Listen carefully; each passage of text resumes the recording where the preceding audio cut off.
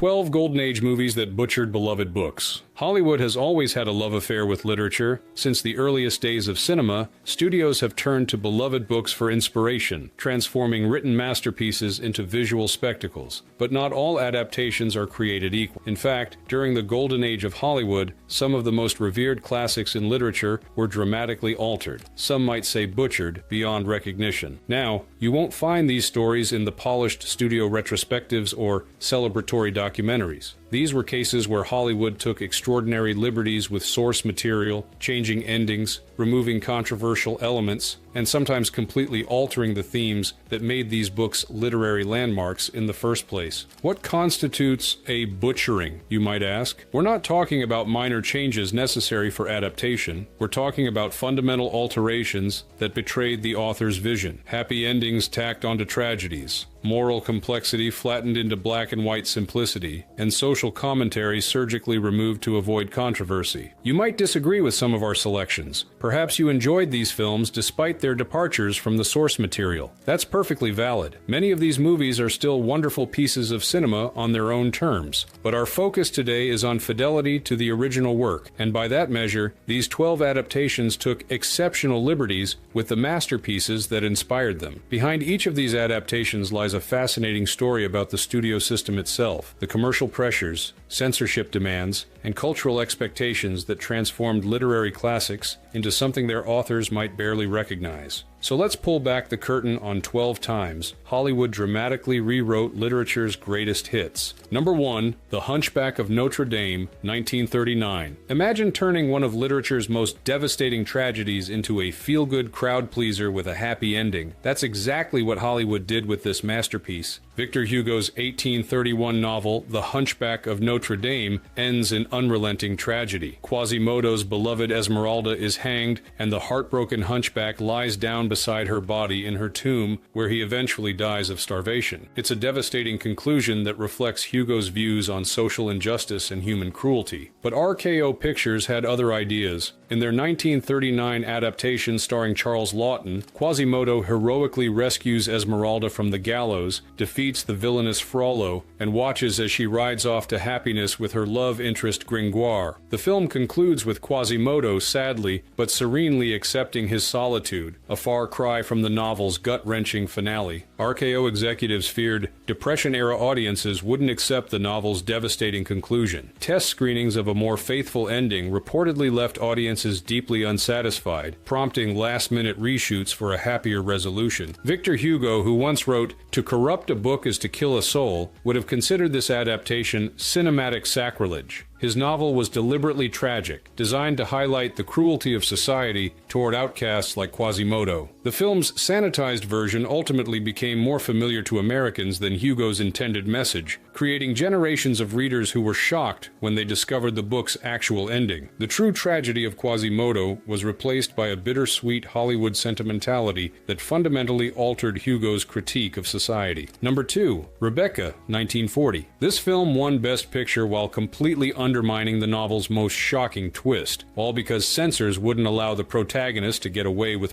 murder. Daphne du Maurier's Gothic masterpiece features a pivotal revelation. Maxime de Winter deliberately murdered his first wife, Rebecca, after discovering her infidelity. His second wife, the narrator, stays with him despite this confession, and they get away with the crime. But Alfred Hitchcock's hands were tied by the Hays Code, which explicitly forbade sympathy for criminals. The Production Code Administration made it crystal clear Maxime de Winter could not be a murderer and still be the hero. So the screenplay was rewritten to make Rebecca's death accidental during a confrontation with Maxime, a change that dramatically alters the moral complexity of the story. Hitchcock was famously frustrated by this forced change. He later told François Truffaut in interviews that it violated the whole point of the book, which hinged on a woman discovering her husband's darkest secret and loving him anyway. Daphne du Maurier reportedly left the premiere feeling that Hollywood had gutted her psychological thriller. Though she publicly praised Hitchcock's direction and the performances, private correspondence revealed her disappointment that her story's psychological core had been compromised. The film's changes fundamentally altered the power dynamics between characters and softened the novel's disturbing exploration of complicity. Generations of viewers encountered Rebecca first through Hitchcock's adaptation, creating confusion when they later discovered the book's much darker themes. Number 3, Wuthering Heights, 1939. This adaptation is like reading only half a book and then scribbling in your own happy ending, which is precisely what the filmmakers did. Emily Bronte's novel spans 2 generations and ends with young Catherine Linton and Hareton Earnshaw finding love amid the wreckage created by their parents' generation. The first-generation love story between Heathcliff and Catherine Earnshaw is just half of a complex narrative about inherited trauma and redemption. But Samuel Goldwyn's 1939 production,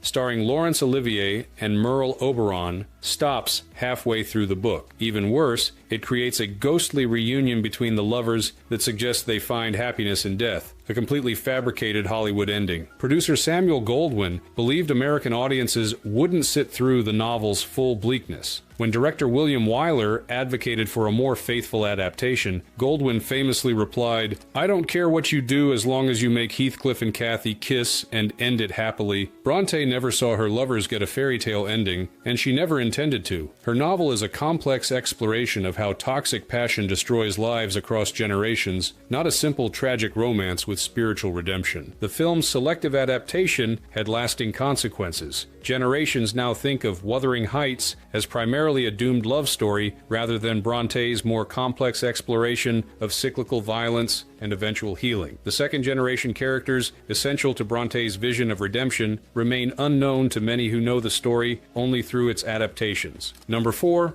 The Three Musketeers, 1948. What do you get when you take a novel filled with moral ambiguity and turn it into a straightforward heroes versus villains adventure? This colorful but sanitized adaptation, Alexandre Dumas' The Three Musketeers, features morally complex characters whose heroism is often questionable. The Musketeers themselves are duelists who kill for honor, womanizers, and political opportunists. The novel contains morally ambiguous scenes like Athos revealing he once hanged his wife when he discovered she was a branded criminal. MGM's 1948 Technicolor adaptation, starring Gene Kelly as D'Artagnan, transforms these morally ambiguous characters into straightforward heroes. The film removes most of the novel's darker elements, turning a complex historical novel into a simplistic swashbuckling adventure. MGM specifically marketed this film to families, requiring a more black-and-white moral framework. Studio head Louis B. Mayer insisted on clearly defined heroes and villains, remarking, "Give the public clean entertainment and they'll reward you at the box office." Dumas, who reveled in the moral complexities of his characters, would scarcely recognize these sanitized swashbucklers. His novel presents a world where honor is often at odds with morality, and where heroes behave in decidedly unheroic ways. The film established a template for adventure movies that sacrificed nuance for spectacle, influencing generations of viewers to expect simplistic moral frameworks in historical adventures. The Three Musketeers became synonymous with straightforward heroism rather than the more complex figures Dumas created. Number 5, David Copperfield, 1935. This next movie won Oscars, but if the author had seen it, he might have walked out over what was left on the cutting room floor. Charles Dickens' David Copperfield is a sprawling 624-page Bildungsroman filled with social criticism about child labor, class inequality, and the treatment of the poor in Victorian England. The novel's length allows Dickens to develop dozens of memorable characters and complex subplots while delivering pointed social commentary. MGM's 1935 adaptation, while beautifully produced and featuring an all-star cast, drastically condenses the narrative. Director George Cukor was forced to reduce Dickens's expansive social canvas to a series of sentimental highlights focused primarily on David's childhood and eventual success, removing much of the novel's social criticism. MGM's Irving Thalberg insisted on entertainment over social commentary, arguing that Depression-era audiences wanted escape, not reminders of social injustice. When screenwriters proposed keeping more of Dickens's social critique, Thalberg reportedly responded, "We're in the business of selling tickets, not teaching sociology." Though Dickens wasn't around to see it, critics agreed he'd be appalled by how Hollywood scrubbed out the book's darkness. Dickens, whose works were explicitly intended as social commentary designed to spur reform, saw his critique of Victorian society reduced to picturesque period charm. The film's sanitized version influenced how Dickens was taught in American schools for decades. Its emphasis on colorful characters and sentimental moments over social criticism created a distorted impression of Dickens' intentions, turning one of literature's great social critics into a purveyor of heartwarming tales. Number 6. Anna Karenina, 1935. Imagine taking one of literature's most philosophically complex novels and reducing it to a simple cautionary tale about adultery. That's what happened here. Leo Tolstoy's Anna Karenina interweaves multiple storylines exploring Russian society, with Anna's tragic affair sharing equal importance with Levin's spiritual journey and philosophical musings. The novel is as much about Russian agrarian reform and the meaning of life as it is about Anna's doomed relationship. MGM's 1935 adaptation starring Greta Garbo eliminates nearly all of the Levin storyline and philosophical content, reducing the massive novel to a straightforward tragedy about a woman punished for adultery. The film focuses almost exclusively on Anna's affair and downfall, presenting it as a morality tale. MGM marketed the film as Garbo in love again, rather than as Tolstoy's work, emphasizing glamour over substance. Producer David O. Selznick insisted that American audiences came to see Garbo suffer beautifully, not for Russian philosophy. Tolstoy, who spent years crafting multiple intertwining narratives about Russian society, would have been mystified by this glamorized tragedy. His complex work exploring the hypocrisy of social rules and the search for meaning was reduced to a cautionary tale about the dangers of passion. The film reinforced simplistic moral judgments about Anna's character that Tolstoy himself had deliberately complicated. By eliminating the parallel narratives that provide context and contrast to Anna's story, the film creates a much more judgmental view of its heroine than the novel intended. Now, if you're thinking all of this sounds like artistic tragedy, buckle up, because the second half of this list includes authors who publicly disowned their own films and studios that gambled millions just to play it safe. The butchery is about to get even worse. Number 7. Moby Dick, 1956. This next adaptation managed to take one of America's most profound literary explorations of obsession and reduce it to a Hollywood adventure with a love interest. Herman Melville's Moby Dick is a philosophical novel exploring obsession, fate, and humanity's relationship with nature. It includes lengthy chapters on cetology, the study of whales, philosophical digressions,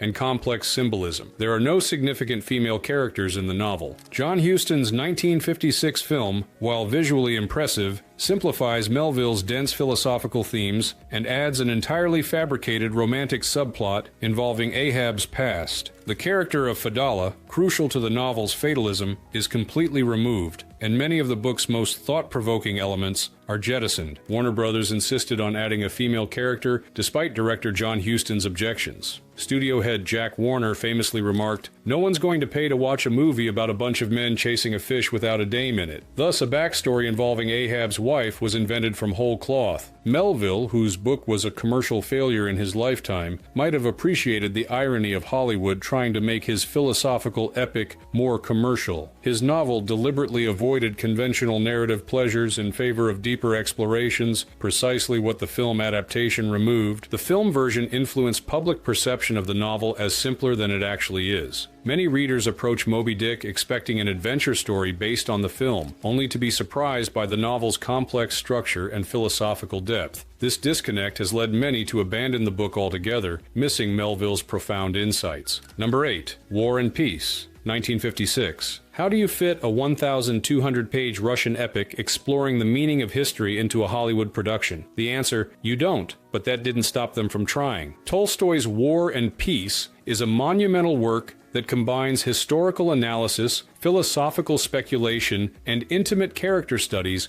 across multiple families during Napoleon's invasion of Russia. The novel includes extensive historical essays and philosophical digressions about the nature of historical causation. Paramount's 1956 adaptation, starring Audrey Hepburn and Henry Fonda, reduces this vast canvas to a conventional romance set against spectacular battle scenes. The film eliminates most of Tolstoy's philosophical content and historical analysis, focusing instead on the love story between Natasha and Pierre. Paramount marketed the film based on its spectacular battle scenes rather than its story, spending an unprecedented amount on the war sequences. The studio's press materials barely mentioned Tolstoy's philosophical themes, instead highlighting the cast of thousands and technical achievements. Tolstoy, who believed in the importance of historical accuracy accuracy would have been horrified by the factual liberties taken in this lavish but superficial adaptation. His novel explicitly argues against the great man theory of history, yet the film reinforces precisely this view of historical events. The film created misleading expectations for new readers approaching the novel. Many who saw the film first were unprepared for Tolstoy's lengthy philosophical digressions and historical analysis, leading to confusion and disappointment when tackling the actual text. Number 9. The Picture of Dorian Gray, 1945. The next film managed to adapt a novel about unbridled hedonism while never actually showing any of that hedonism on screen, a truly impressive feat of censorship. Oscar Wilde's novel follows Dorian Gray's descent into debauchery and cruelty as his portrait ages while he remains youthful. The book explores homoeroticism, drug use, and moral corruption in Victorian society, with explicit references to Dorian's sexual conquests and vices. MGM's 1945 adaptation, directed by Albert Lewin, could only hint at Dorian's sins through suggestion and symbolism. The film never specifies what's contained in the corrupting Yellow Book, Huysman's A Rebours in the novel, and Dorian's debauchery is reduced to frequenting questionable establishments and having a bad reputation. The studio received multiple warning letters from the Hays office during production. One memo specifically stated, "We cannot show or imply sexual perversion of any kind," forcing the filmmakers to create a version of Dorian Gray who is somehow morally corrupt without ever doing anything explicitly wrong on screen. Wilde, who was imprisoned for homosexuality, would have recognized the cruel irony of having his work sanitized of any hint of same-sex desire. His novel deliberately challenged Victorian hypocrisy about desire and morality, elements that the film could only address through the vaguest symbolism. The film contributed to the misrepresentation of Wilde's themes for decades. By removing the novel's explicit content, the adaptation transformed a radical critique of Victorian morality into a conventional morality tale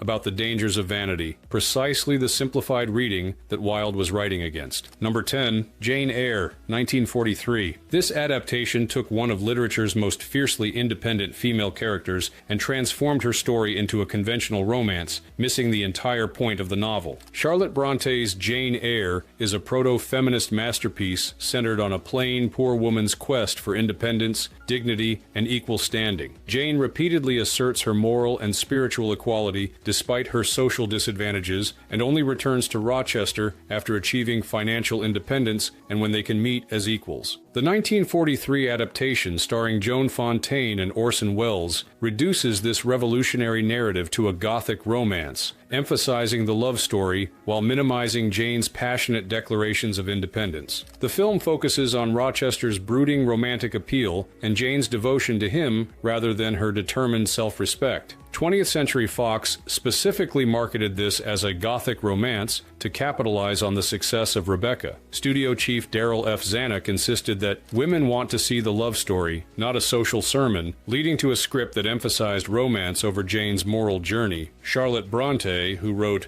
"I am no bird, and no net ensnares me," would have been dismayed to see her protagonist's cage gilded rather than broken. Her novel was revolutionary precisely because Jane insists on her humanity and equality despite all social pressures, elements downplayed in the film. Thanks to this film, generations of viewers grew up thinking Jane Eyre was just a Gothic romance, not a spiritual and feminist rebellion. The film's emphasis on Rochester's perspective over Jane's undermined the novel's groundbreaking focus on a plain woman's interior life and moral agency. Number 11. Pride and Prejudice, 1940. What happens when Hollywood doesn't understand the difference between the Regency and Victorian eras? This historically confused adaptation. Jane Austen's Pride and Prejudice is set in the Regency era, early 1800s, with specific social customs, fashion, and historical context that inform the character's behavior and limitations. Austen's subtle social satire depends on understanding the specific rules and restrictions of this society. MGM's 1940 adaptation starring Greer Garson and Laurence Olivier inexplicably moves the setting forward by several decades, placing the characters in Victorian costumes from the 1830s to 40s. Beyond this visual anachronism, the film transforms Austen's sharp social satire into a more straightforward romantic comedy with exaggerated performances. MGM believed Victorian costumes would be more recognizable to American audiences. Producer Hunt Stromberg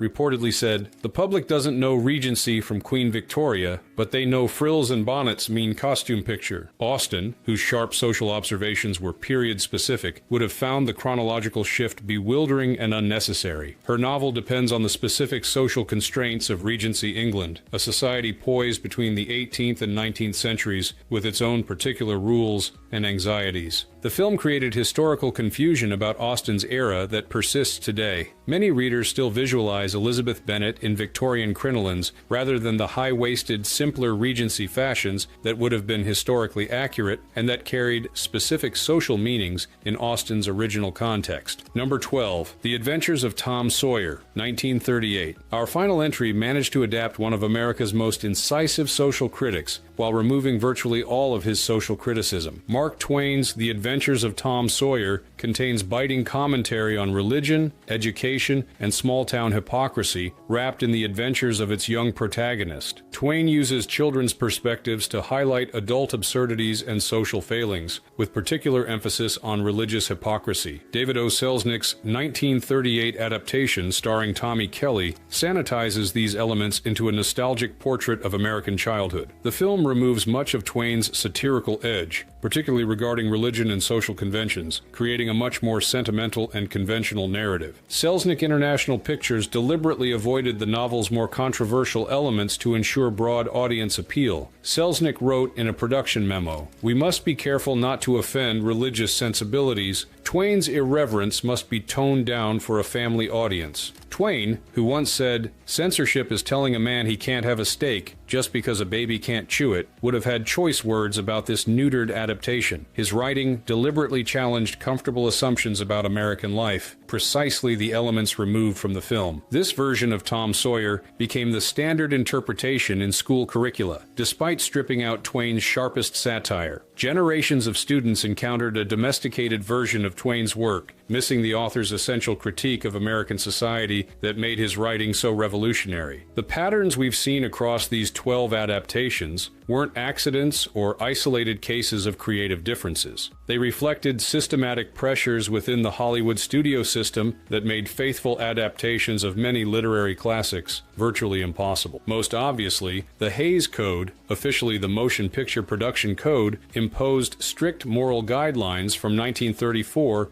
to 1968. The code prohibited sympathetic depictions of criminals, positive portrayals of adultery, suggestions of sexual perversion, challenges to religious institutions, and numerous other elements common in great literature. Works like Rebecca, The Picture of Dorian Gray, and Anna Karenina simply couldn't be faithfully adapted under these restrictions. Beyond censorship, commercial pressures drove many changes. Studio heads like Louis B. Mayer, Jack Warner, and Darryl F. Zanuck weren't primarily interested in literary fidelity. They wanted profitable films that would appeal to mass audiences. This led to a systematic simplification of complex narratives, addition of romance where none existed, and creation of happy endings for stories that were deliberately tragic. Even technical limitations played a role. With most films running between 90 minutes and 2 hours, adaptations of lengthy novels like War and Peace or David Copperfield required dramatic condensation. Filmmakers had to make difficult choices about what to keep and what to cut, often sacrificing subtlety and complexity for narrative efficiency. Perhaps most fundamentally, these adaptations reflect mid-century American cultural values. Hollywood films of the Golden Age typically reinforced rather than challenged social norms, presented optimistic worldviews, and emphasized individual heroism and romantic love. Literature that questioned these values or presented more complex moral universes had to be reshaped to fit prevailing cultural expectations. Despite these substantial departures from their source material, many of these films remain artistic achievements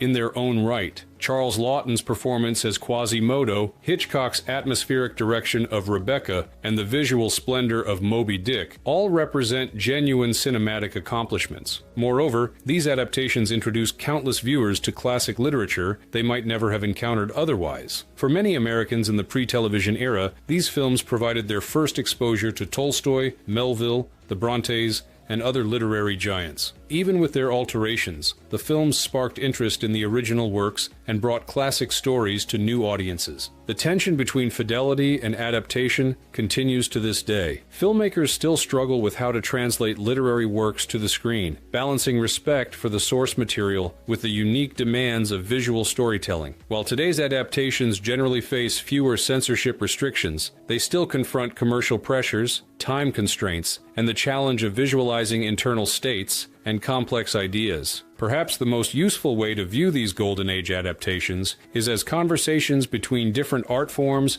and different eras, reinterpretations rather than translations. The films tell us as much about Hollywood and mid-century America as they do about the literary works they adapted, revealing changing cultural values and artistic priorities. The Golden Age of Hollywood gave us some magnificent films, even when they significantly departed from their literary sources. These adaptations, with all their alterations and simplifications, represent a particular moment in cultural history when filmmakers were navigating between artistic ambition, commercial pressures, and social constraints. Next time you watch a classic film adaptation, consider seeking out the original book as well. The differences between the two versions often reveal fascinating insights about both the story itself and how society's values have evolved over time. We could have easily included Of Human Bondage, A Farewell to Arms, or The Grapes of Wrath, but what would you include? Drop your most butchered classic in the comments below. Was there a beloved book from your reading life that Hollywood completely transformed? And if you enjoyed this exploration of classic adaptations, let us know if you'd like to see a follow-up on modern films that butchered their source material. Some might argue that with fewer censorship restrictions, today's adaptations should be more faithful, but that's not always the case. Until next time, happy viewing and even happier reading.